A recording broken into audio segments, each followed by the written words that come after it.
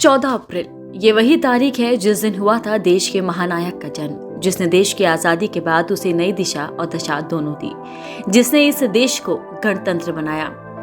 हम बात कर रहे हैं संविधान निर्माता बाबा साहेब भीमराव अंबेडकर की। आइए उनकी जयंती के मौके पर जानते हैं उनके बारे में कुछ खास बातें। डॉक्टर भीमराव अंबेडकर का जन्म 14 अप्रैल 1891 को मध्य प्रदेश के महू में हुआ था। उनके पिता रामजी सकपाल सेना में सूबेदार थे और मां भीमाबाई सकपाल गृहिणी।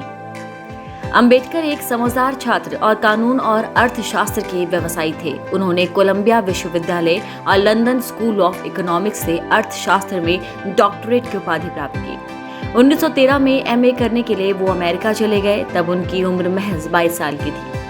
अमेरिका में पढ़ाई करना बड़ौदा के गायकवाड़ शासक शहयाजी राव तृतीय से मासिक स्कॉलरशिप मिलने के कारण संभव हो सका।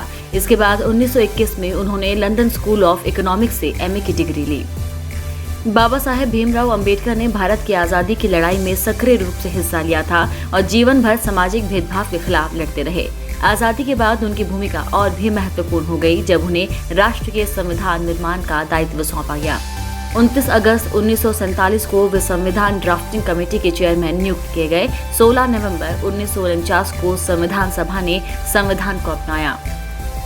नारी शिक्षा और अधिकार, समाज सुधार और दलितों के उत्थान के लिए बाबा साहेब के योगदान को हमेशा याद किया जाता है।